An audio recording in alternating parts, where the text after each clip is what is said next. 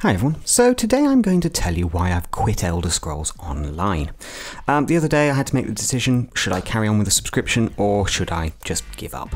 And I'm afraid I've just given up. Elder Scrolls as a game is deeply flawed, and as an MMO it's deeply flawed, and as a single player Elder Scrolls kind of vibe, it's deeply flawed. Ultimately, this is a game which has tried desperately to fuse two different types and styles of game. The single-player, expansive nature of you versus the world of the Elder Scrolls series, and the we're all in it together of massive multiplayer online gaming. Unfortunately, the compromises that have had to be made here in order to attempt to keep, Elder Scrolls fans happy and MMO fans happy has effectively led to a broken game design. Nowhere is this more prevalent really than in the way that quests and leveling is handled. In this game there is no quest chain, as it were, helpfully leading you between various quests or across the world map at all. Instead, what they've done is allowed for a kind of explore everything and quests will pop up or come running to you or you'll discover them, and it doesn't work.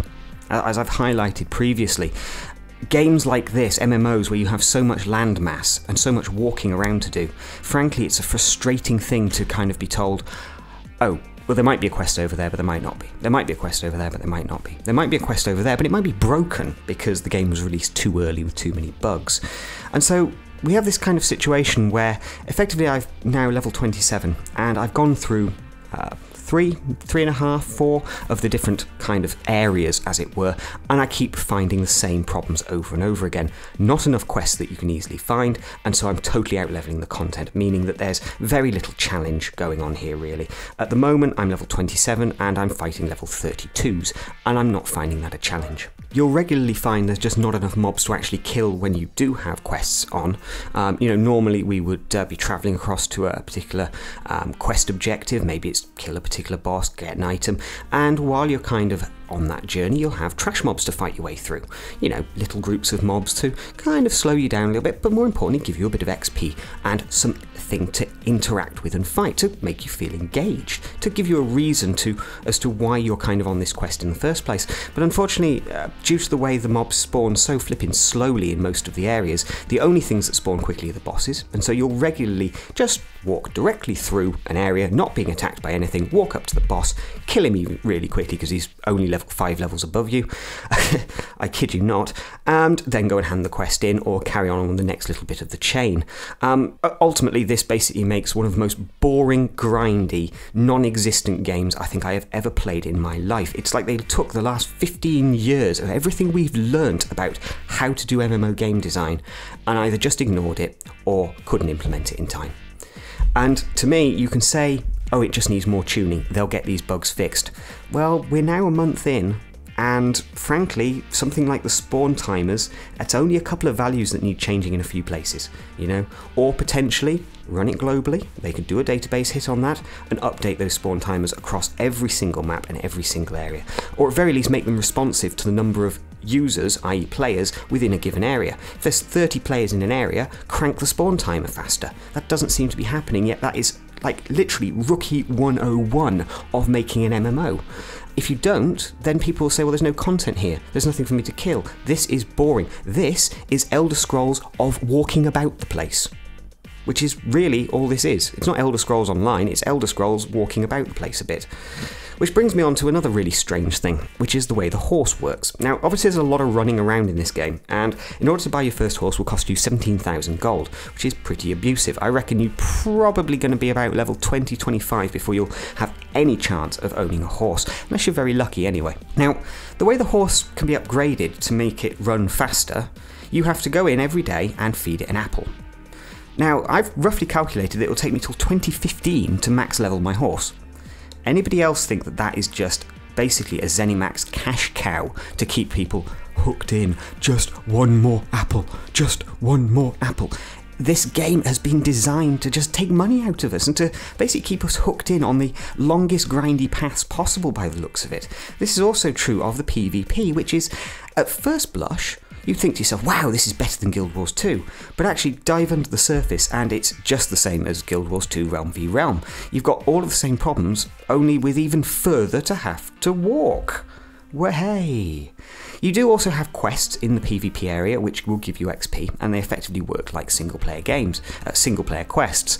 However, because you've got lots of enemy players running around in PvP, the chance of you ever being able to complete the majority of the quests is nil.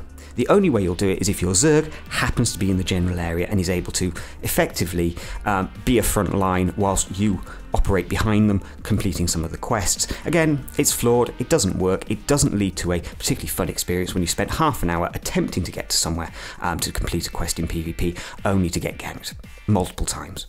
It just doesn't work. So fair enough, yeah, you're meant to have lots of friends, but ultimately, when you're playing this in PvP, how many friends you have versus how many friends the other person has, and you're attempting to complete some PvP quests, it doesn't work. It's flawed. It creates a frustrating experience, which is pretty much the hallmark of this game. Everything here just seems to be a frustrating mess. If you look at the very first 10 levels that the game provides to you, it's some of the worst, most boring running around content I've ever seen in my life. Not only does it feel just like an Elder Scrolls single-player game, but it doesn't seem to care that it's attempting to give you a single player dynamic, i.e., oh, you're such a little weakling, you can't even kill a rat, but give you that for 10 levels. Ugh. But then, strangely, after you get to kind of level 10 or 11, you become so uber powerful that mobs 5 levels above you are of absolutely zero consequence. So it's a flawed game design, unfortunately. And if I had one piece of advice to ZeniMax on this particular game, is you need to do a bit of a Final Fantasy on it. You're going to have to go back and retool. You need to get rid of the way these quests kind of don't chain. You know, there's no sensible way to find the various quests and be led around, and you do need that in an MMO. I don't care whether this is an Elder Scrolls game, this is an MMO. You've got to follow convention. Otherwise, frankly, people will look at your game and just say you couldn't be bothered to design this thing properly. Okay, so let's look at the graphics, because ultimately I actually quite like the graphics of Elder Scrolls Online. They're a bit brown, they're a bit murky.